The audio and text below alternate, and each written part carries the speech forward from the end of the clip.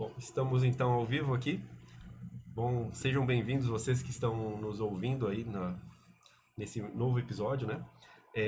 Bom, para contextualizar aqui o pessoal, né? A gente está em mais um episódio do Fala Wilson Nunes. E, bom, vocês devem estar me vendo aí em muitos eventos, né? Eu quero divulgar aqui um pouquinho, Evandro, antes da gente entrar. Quero divulgar um pouco de quais canais que eu estou aí me comunicando esses dias, né? Então, vocês devem estar me vendo aí falando no podcast do Iguaçu Talks de Toledo.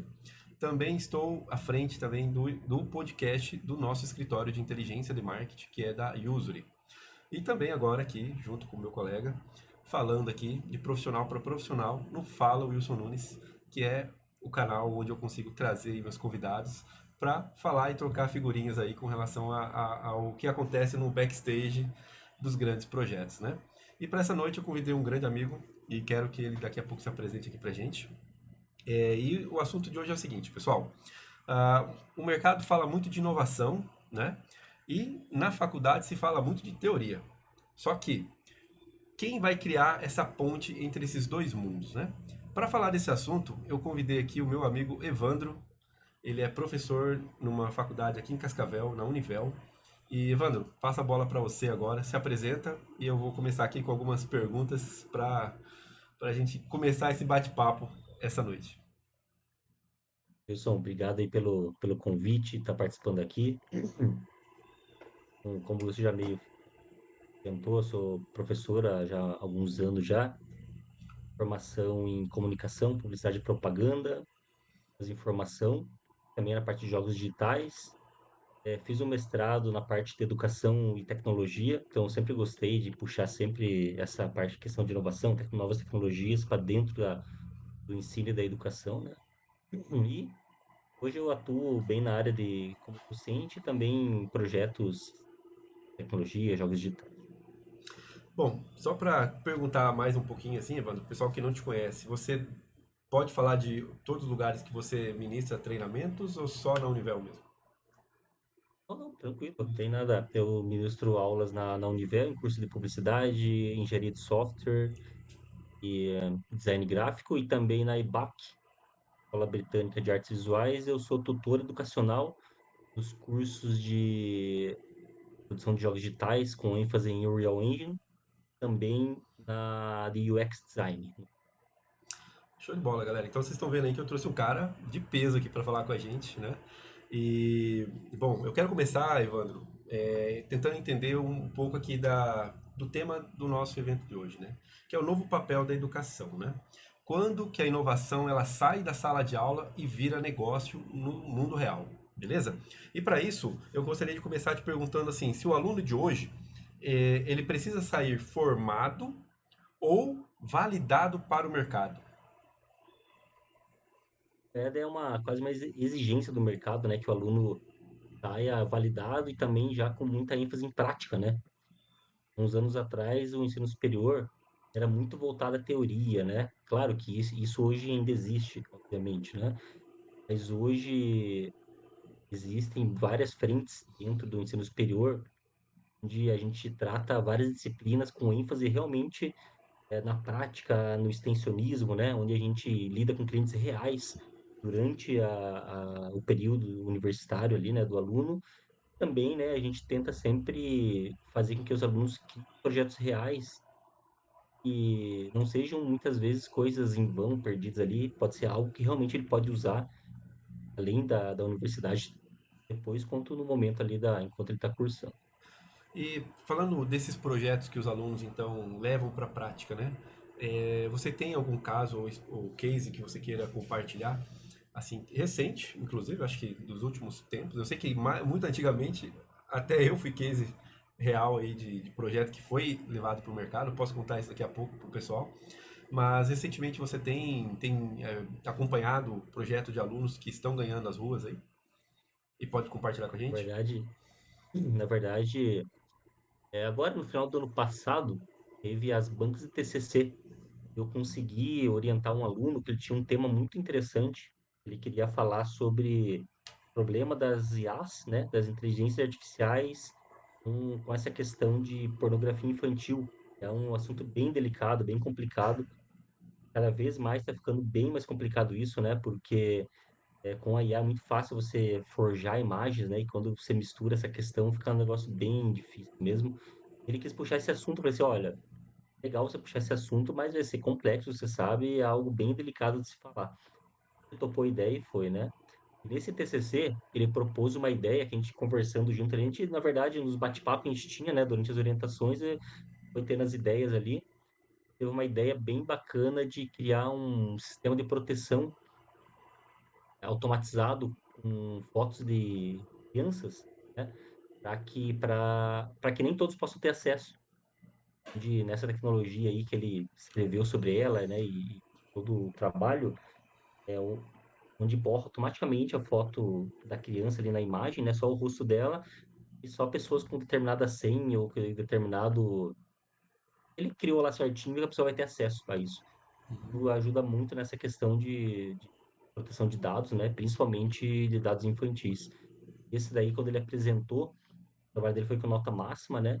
Já na banca, já duas pessoas lá falaram assim, o Galo, né, o nome dele, né? Uhum. Sobrenome, mas é o apelido dele. Ele falou assim, pô, Galo, eu quero bancar isso aí, hein? Fala comigo aí, começo do ano que vem, que eu tenho uma galera aí pra te apresentar pra gente dar sequência desse projeto aí. Poxa, que legal, hein, cara. Foi um negócio E bem bacana. é bacana compartilhar com o pessoal, né? O Evandro está em Cascavel, né?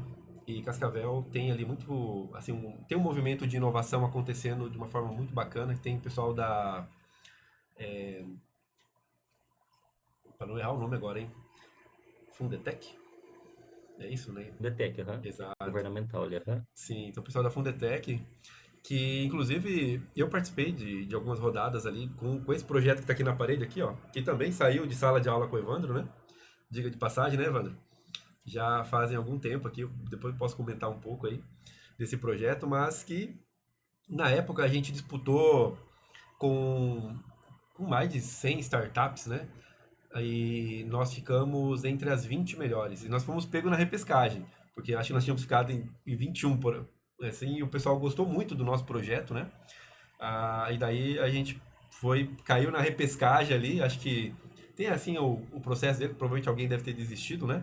E eu não levou o projeto adiante na inscrição e acabou que a gente entrou e o pessoal ficou muito feliz que a gente tenha entrado e de lá para cá o projeto criou corpo, a gente ganhou investimento, foram mais de 70 mil reais investidos nesse aplicativo que vocês estão vendo aqui, a logomarca aqui na parede, ó.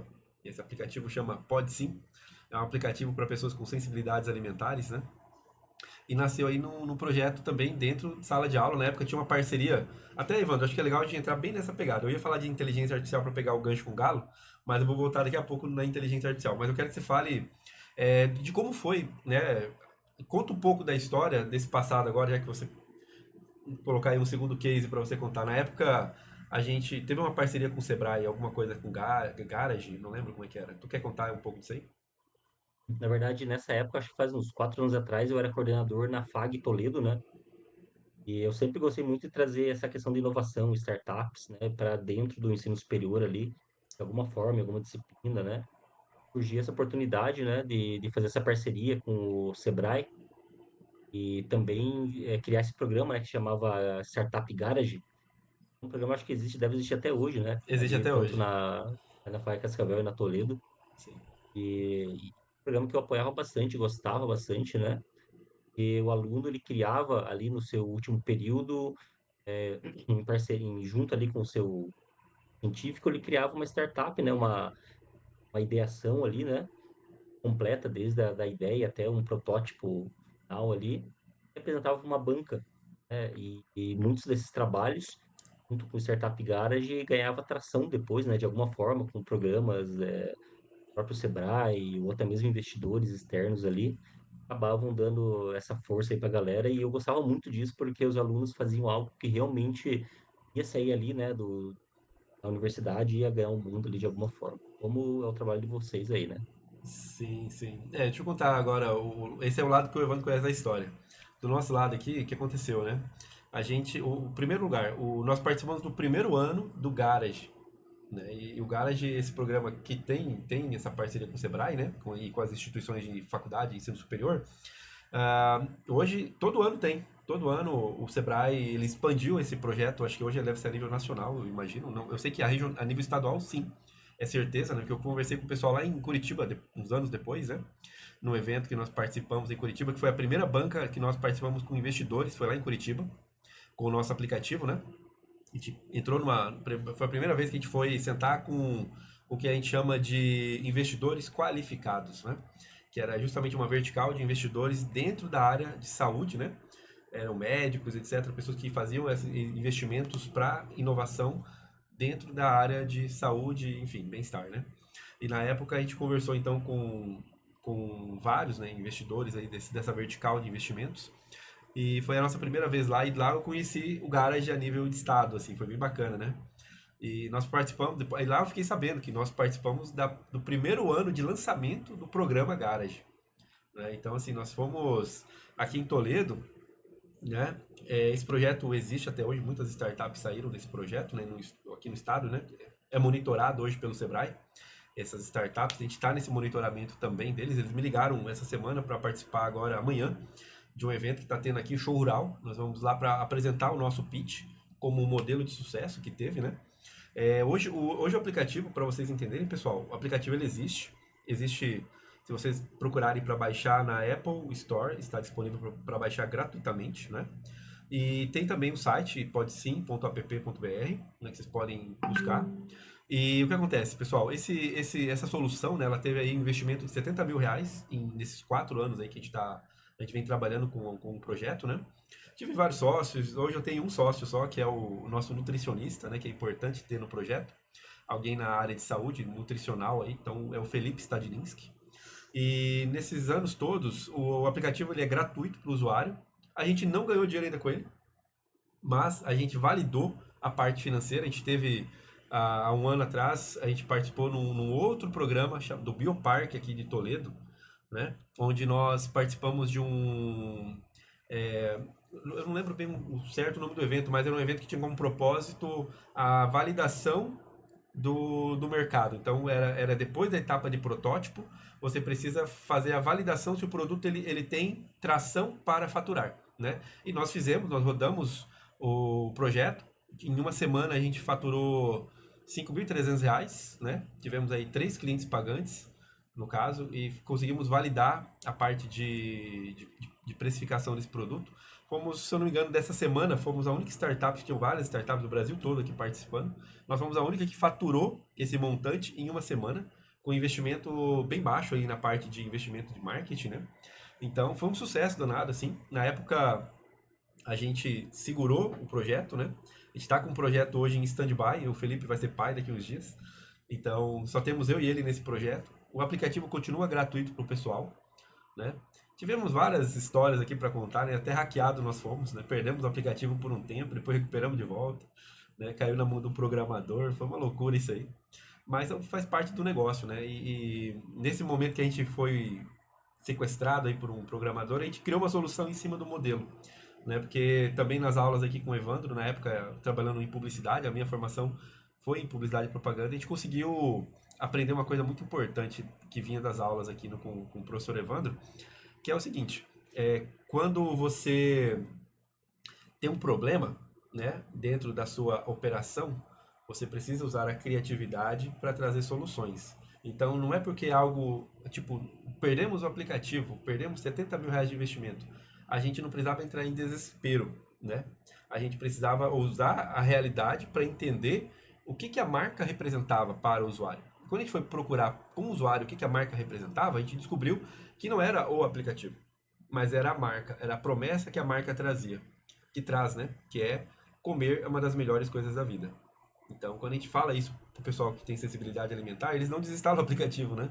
Eles falam, cara, a gente não tá com vocês porque eu tenho um aplicativo. A gente tá com vocês por causa que vocês prometeram algo pra gente que vocês estão entregando. E daí, o que a gente fez? Criou uma solução web, né? Até usei, na época agora, comecinho, a IA começou o mercado de inteligência artificial, eu usei a própria inteligência artificial, fiz um aplicativo numa manhã, que está hoje disponível no nosso site, que é um guia gastronômico, onde as pessoas podem entrar lá e colocar os lugares que você tem. Por exemplo, quem tem problema de restrição alimentar, às vezes não pode ir em qualquer lugar para comer. Então, quem já participou de algum restaurante, lugar que comeu e tem comida para sensibilidades alimentares, pode entrar lá e cadastrar gratuitamente o lugar outras pessoas desse universo da comunidade têm acesso gratuito à plataforma e podem descobrir que determinados lugares que um e outro frequenta têm essa oportunidade. Então, isso tudo nasceu aí também, né, falando aí, agradecendo até o professor por conta dessa questão, né? Hoje o professor é amigo, né? A gente tem aí uma relação até muito grande, né, Evandro? Com certeza. E, bom, Evandro, agora falando de inteligência artificial, você trouxe aqui o Galo, né? O Galo usou IA e fez um baita de um trabalho fantástico. Parabéns aí pelo projeto que você pôde acompanhar como orientador. Mas eu queria te perguntar aqui o seguinte: o que mudou hoje no perfil do aluno pós inteligência artificial? Você já trouxe aqui já um exemplo muito legal de como, no caso, o aluno ele usou o tema inteligência artificial para tratar de um assunto super relevante, delicado para nós aqui na sociedade, que é a questão da utilização das imagens de crianças, né, usando a inteligência artificial para a produção desse material, né, o que não é ilegal isso aí, né? Mas ele já pensou numa solução para esse universo. Você presenciou já algum tipo de aplicação da IA ou essa solução dele tem IA? Me traz um pouco aí dos detalhes, se vocês puder. A solução dele que ele pensou, claro que pode ser feito com IA, mas não necessariamente ela precisa da IA. Ela é meio que é mais a parte de criptografia ali, né, que ele utiliza Aham. para daí fazer essa parte. Mas claro que depois uma IA pode ser bem-vinda para fazer a questão da tratamento de imagem ali, né, e tudo mais. Então, quanto a essa parte, sim. Mas quanto a IA, né, claro que hoje em dia não tem mais como, né? A IA veio com tudo, né, para todos os setores, né, não importa o qual. Principalmente na educação, ela veio moendo, né? Veio com os dois pés nas costas aí, para ambos os lados, né? E eu hoje, como professor, uso muito a IA, mais, né? Para muita coisa, me agiliza muito, né? Organização, muitas vezes preparar material. Claro que aí que entra o ponto, né? E a gente até pode entrar em discussão aqui. O problema da IA é como as pessoas usam a IA. Esse é o maior problema, sabe? Aham. Porque se as pessoas soubessem usar a IA minimamente da forma correta, nós estaríamos no mundo perfeito, né? Onde os alunos teriam um conteúdo vasto para ser utilizado, para estudar, poderiam criar trabalhos ali. Não tem problema criar um trabalho na IA, mas a pessoa tem que saber como criar, sabe? A IA por si só não faz tudo sozinho. E Sim, esse sim. é o que é onde os alunos se enganam, né? É. Ele vai lá e digita, IA, faça um trabalho para mim disso. Ah, a IA gosta lá o negócio, né? Hoje, a maioria usa a IA dessa forma, e isso é terrível, né? Porque o professor, na hora que ele pega o trabalho, ele sabe que é da IA, não tem como, porque dá para ver toda a estruturação ali do trabalho. A IA tem um padrãozinho ali. Se a pessoa não faz prompt, não sabe usar, dá para saber que é IA. Não adianta, né? E esse é um dos problemas, né? O problema é isso, que eu sempre falo para aluno. Os alunos chegam, às vezes eles se escondem, eles vão usar IA e ficam escondidos lá usando. Eu falo assim, cara, não precisa se esconder para usar o IA. Eu até posso te ensinar, pô, quer que eu te ajude a usar IA? Eu falo para ele, quer fazer um trabalho? Vamos lá. Eu ajudo ele como fazer, ajudo ele o que perguntar, ajudo ele a trazer bibliografia real para dentro da IA, sabe? Alimentar a IA de alguma forma, e fazendo isso, ele acaba estudando autores, então a IA está aí para auxiliar, né? Mas, infelizmente, ainda as pessoas, a grande maioria, não generalizando, né? Sim, sim. Não sabem utilizá-la da melhor forma. Eu vou te pedir licença que eu quero só te mostrar um negócio. Putz, você entrou aqui com uma fala. O pessoal às vezes não sabe, né? Mas o pessoal acha que inteligência artificial começou a acontecer depois do ChatGPT, né? Na prática, temos aqui um autor que eu gosto muito. Esse aqui é um trabalho de mestrado, tá? Em design gráfico. Ele é do Leopoldo Leal, né? Quem conhece esse livro aqui, galera, compre, vale muito a pena. E o seguinte, ele tem aqui um exercício, né? Todo o processo do livro é como você escreve a palavra pandemônio, de várias formas. E ele traz aqui, deixa eu só beber uma água aqui para dar uma aliviada na garganta.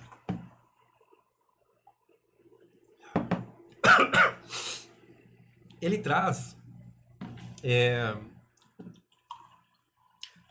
ele traz a palavra pandemônio sendo escrita de várias maneiras diferentes. E uma das aplicações, ele traz IA.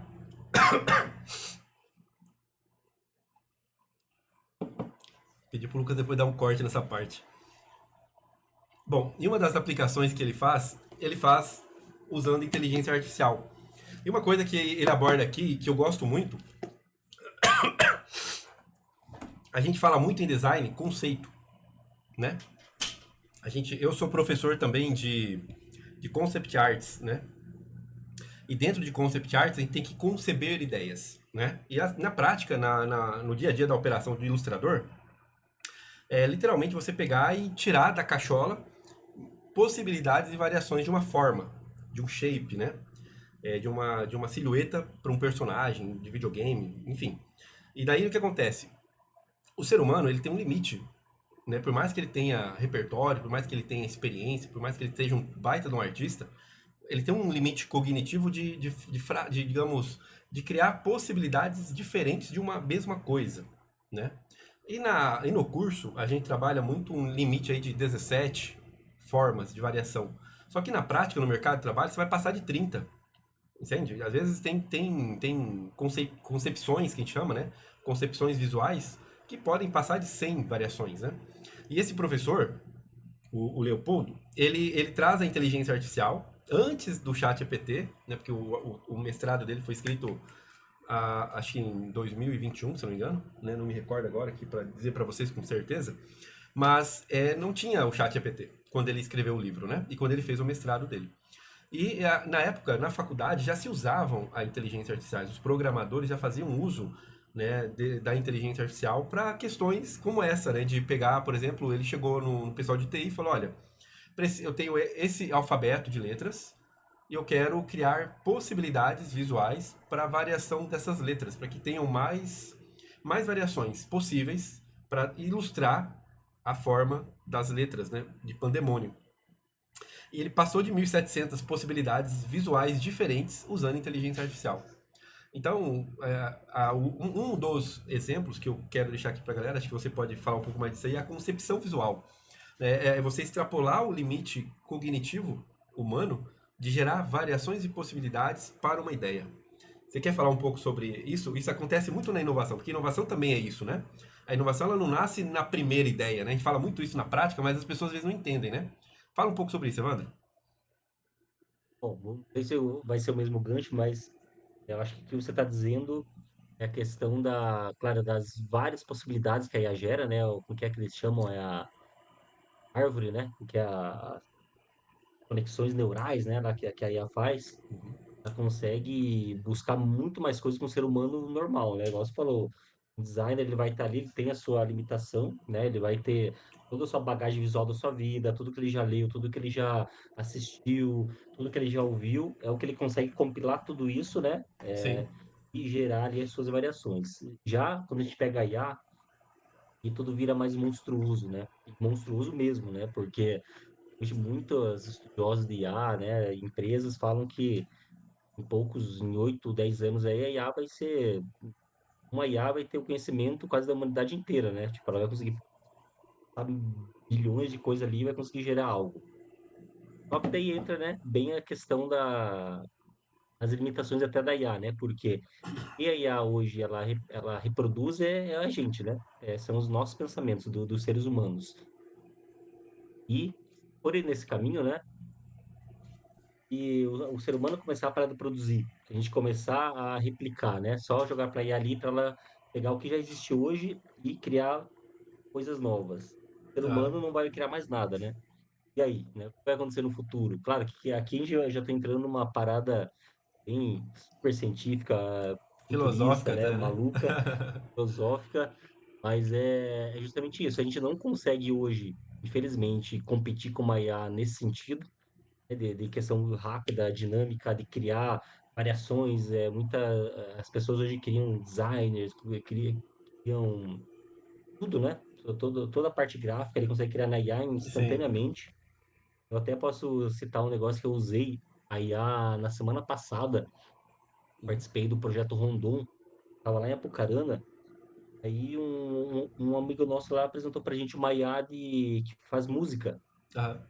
Pô, tem essa IA aqui que faz música e tal. Daí a gente pegou lá um roteiro básico, jogou no ChatGPT, criou um texto de música e jogou nessa IA e compilou.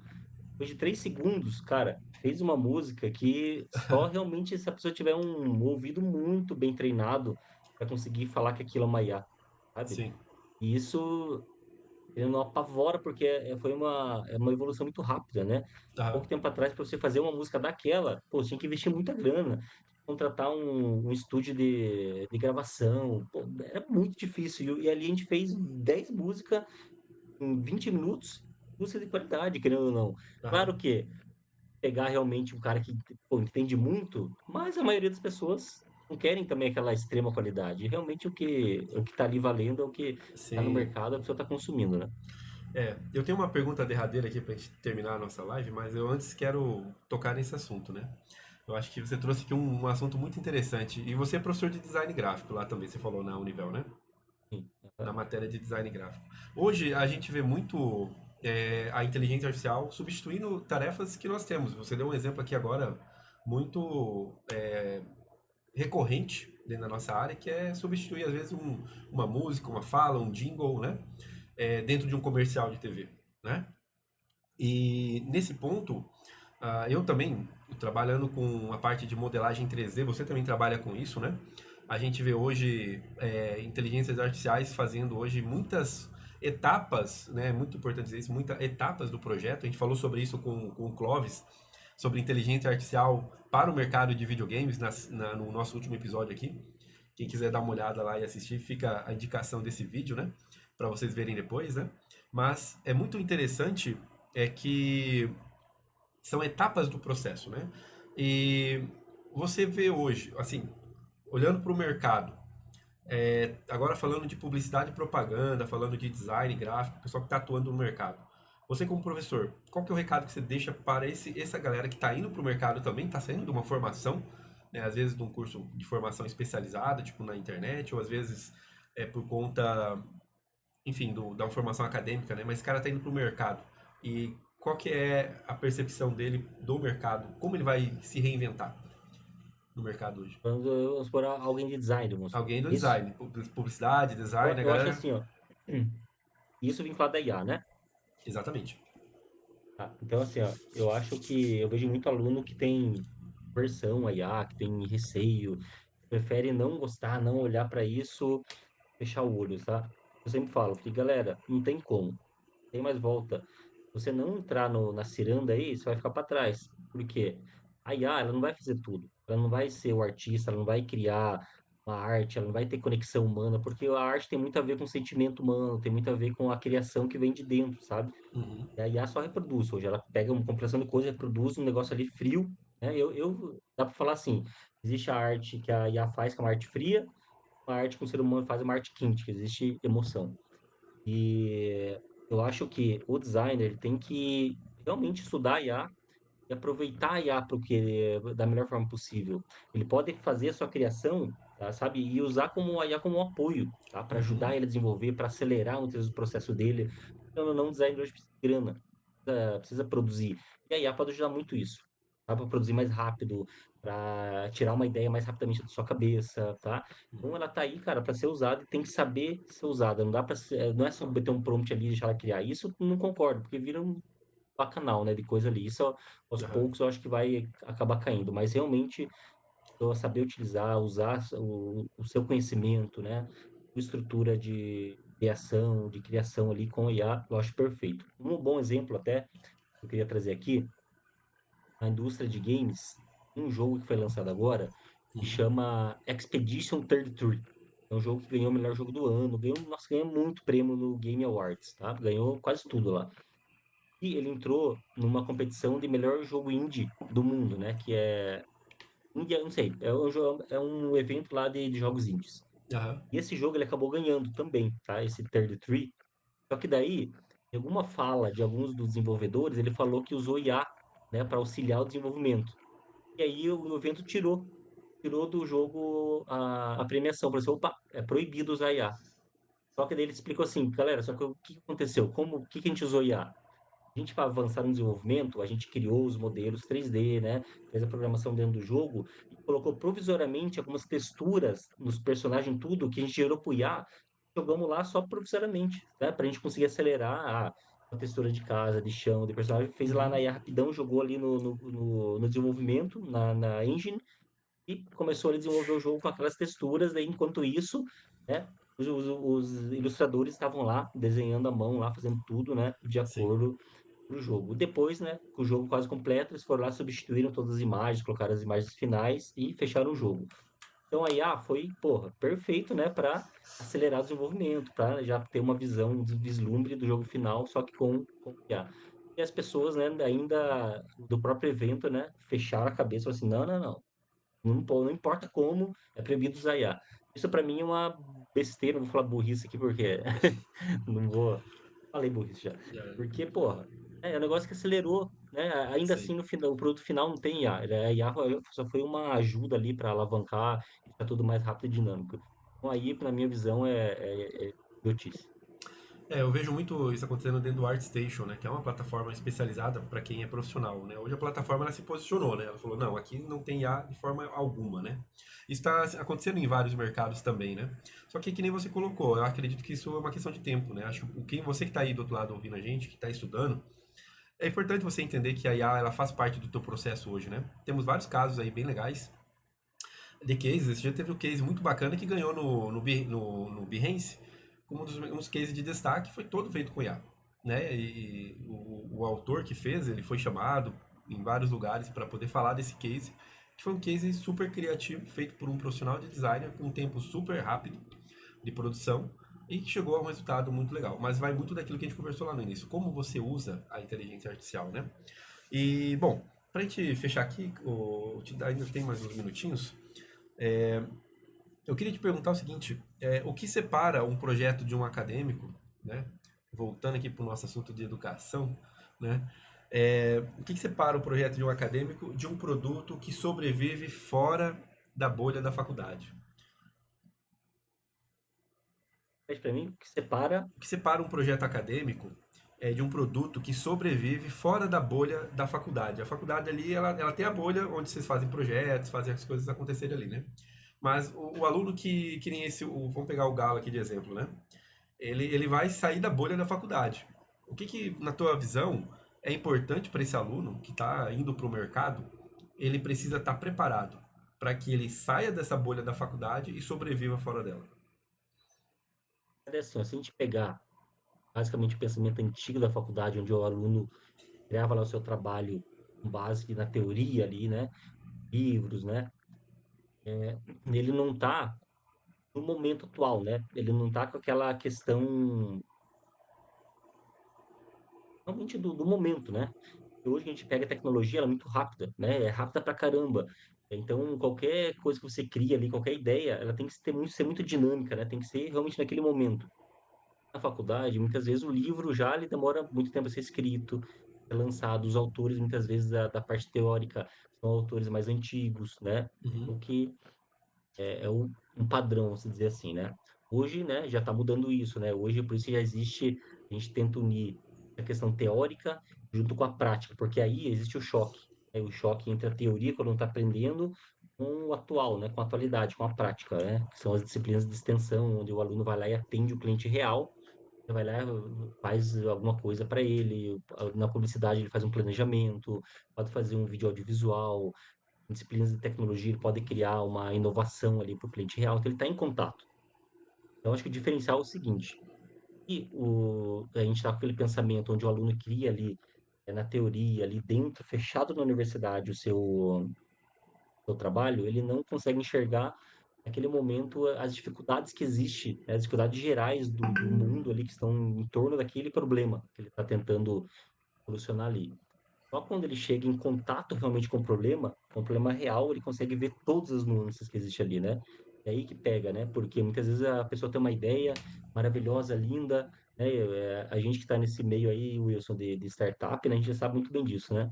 Quando vai lá, cria um negócio bonito, tal, maravilhoso, uma ideia que da cabeça dele, né? Ou, às vezes aquele grupo ali acha perfeito, na hora que ele vai apresentar lá ou vai colocar em prática, não funciona, porque, pô, tá totalmente diferente, tá desalinhado, não teve contato com o cliente final, não sabe, não foi a fundo no problema. Então, acho que a maior diferença, se for pensar assim, é essa questão do contato em si, com o problema real ali, com a realidade. do momento, Do tá? usuário.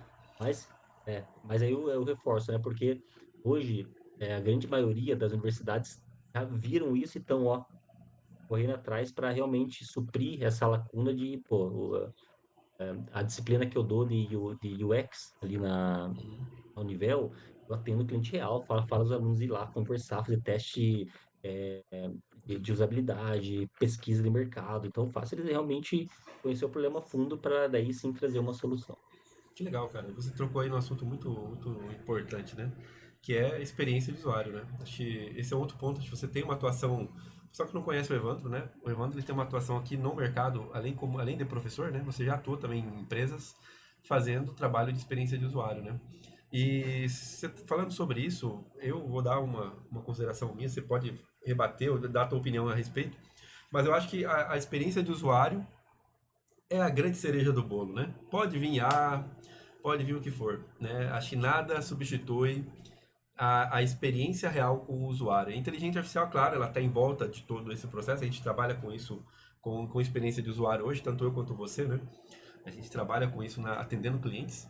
E o que você vê hoje nesse sentido? Você concorda? A inteligência artificial, por mais que esteja fazendo parte do ecossistema de processos dentro de uma pipeline de UX, a experiência do usuário ainda. Essa cerejinha que eu estou falando, ou será que eu estou exagerando aqui? Na verdade, eu acho que a experiência do usuário é tudo, né? Ela é o monstro disso, né? Não é nem a cereja, ela é o caminhão, né? Porque sem inteligência do usuário, sem experiência do usuário, a IA não funciona, porque hoje, se a IA ela é mecânica, ela não simula sentimento, funciona. E quando a IA tá ali no chat, ali, simulando sentimento, falando, e aí, parceiro, né? Tentando criar uma conexão com a pessoa, isso é a experiência do usuário, tá? Então, a IA, ela está hoje aprendendo a experiência do usuário para conseguir se conectar melhor com o ser humano. Então, tudo é experiência do usuário, né? Qualquer coisa, eu sempre falo, né? Esse dia eu tava lá na minha médica lá, daí ela falou, eu falei experiência do usuário, ela falou, o que que é isso? Eu falei assim, eu aqui, eu tô tendo minha experiência, né? Aham. Minha experiência aqui tá legal, pô, tem um cheirinho na mesa, a iluminação tá legal, tudo isso aqui é a experiência do usuário, né? Então, a experiência do usuário tá em tudo, em todos os lugares, nos produtos e tem que ser pensada realmente pontualmente ali, né? E cada detalhe faz diferença. E a IA, pô, hoje, o que eu acho que a IA mais busca hoje é proporcionar a experiência do usuário de alguma forma. Quando a gente fala nessa questão de agentes, né? Agentes de IA, então tem realmente tudo a ver. E é uma área que eu gosto muito, né? A experiência do usuário é um negócio que eu gosto de estudar e Sim. trabalhar com isso. Eu sei que eu tinha te feito a última pergunta, mas você quer falar um pouco dessa tua experiência com empresas, a visão do empresário com relação à experiência de usuário? Porque isso virou quase que, assim, eu trabalho com isso hoje desde a Usury, né? Que é nosso escritório de inteligência de marketing, então é um braço muito forte nosso, que faz uma grande diferença, porque hoje o próprio empresário, ao meu ver, já entendeu que isso é o que está virando o jogo, né? Você quer falar um pouco sobre isso? E pode fazer seu merchan também, Basicamente, né? Sobre né? isso. Não, claro, Você trabalha com isso na prática hoje também? também eu trabalho com essa parte de UX e UI, né? Para empresas que queiram conhecer um pouco sobre isso, tentar melhorar essa experiência do usuário Sim. da sua empresa, no seu produto. Eu já trabalhei em algumas empresas, tanto na parte de UI, né, criando interfaces de sistemas, também na parte de UX em si, né, pensando realmente em toda a estrutura, né. Eu já tive uma loja há uns anos atrás e foi totalmente pensada em UX e UI, para realmente, quando a pessoa entra em um lugar, ela se sente bem, ela se sente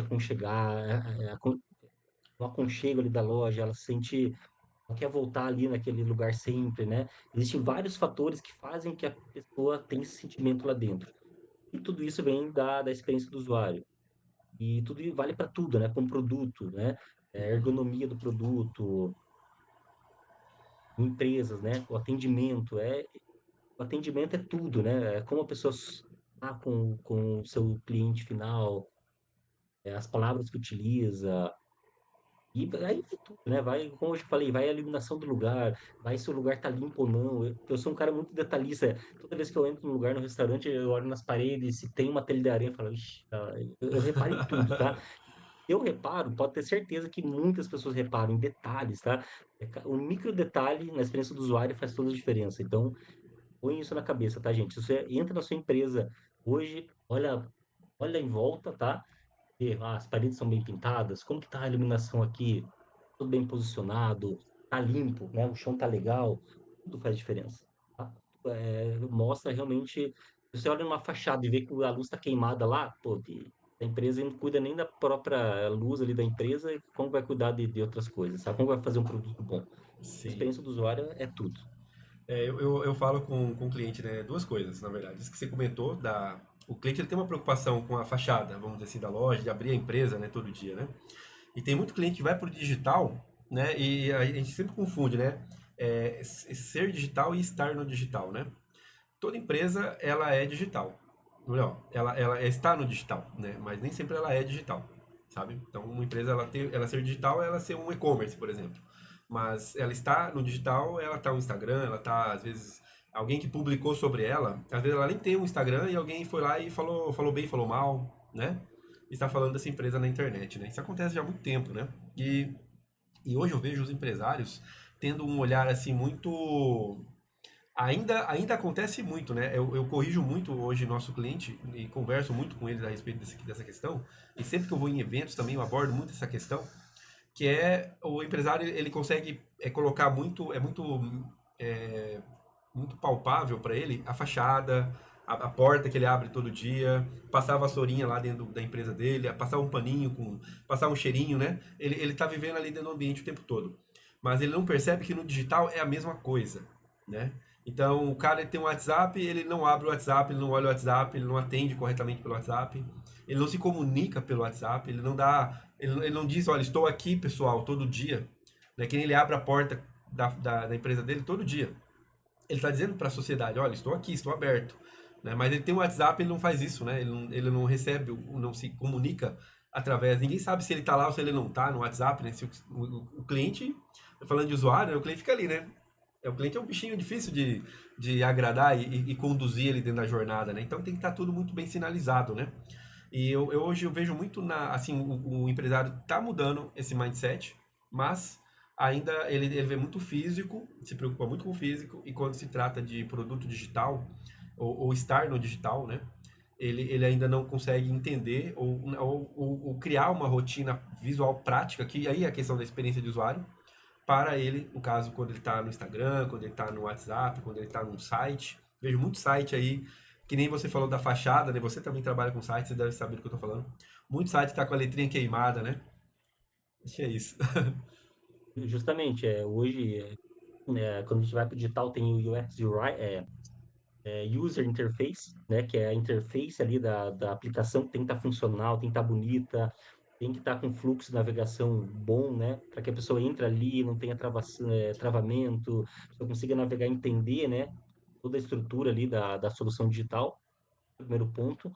Aí entra o segundo ponto, né, que o Wilson falou, é a questão dessa comunicação, né? Temos que pensar no UX writing, né? A escrita, como se comunicar, né? Criar personas, né, ali com a empresa para saber, pô, como que eu vou me comunicar com o meu cliente, né? Como eu tenho que falar com ele? Quantas vezes eu tenho que falar com ele por dia? Então, tudo isso são estudos, né? Todos voltados a essa questão da experiência do usuário, só que no meio digital.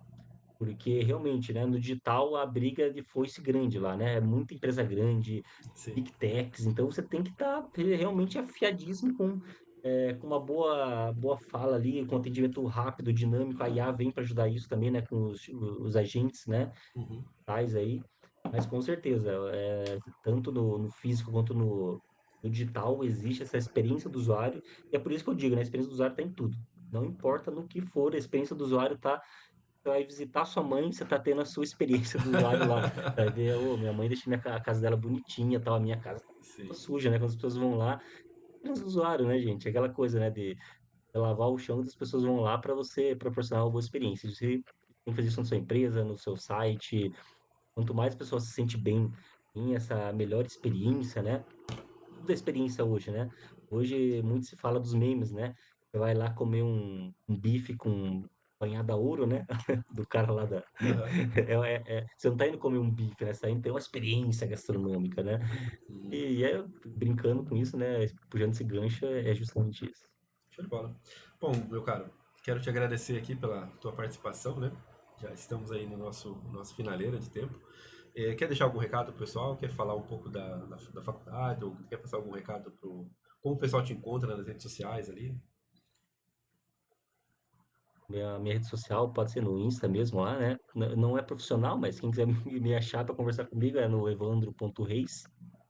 E é isso. Quem quiser conversar um pouquinho, né? Uma ajuda aí sobre UX, UI, novas tecnologias. E esse sentido eu gosto muito, né, dessa parte. Jogos digitais eu gosto bastante de projetos nesse sentido, inovação também, o Wilson bem sabe aí. Uhum. Vamos procurar aí pra gente bater um papo, qualquer ajuda aí, estou sempre à disposição. Só me chamar lá no Insta lá que a gente conversa. Show de bola, Evandro. Muito obrigado de novo. E galera, vocês que Fechou? estiveram com a gente até esse momento, agradecer demais. Deixa o joinha, não esquece de compartilhar. O programa aqui é novo, é recente, então não deixem de fazer todo o trâmite padrão aqui do YouTube, né? Compartilhem, deixem o joinha, salvem, deixem comentários. E com certeza, se vocês deixarem comentário e perguntas, a gente vai estar respondendo vocês. Um grande abraço, pessoal, e valeu. Até mais. Então, gente, abraço.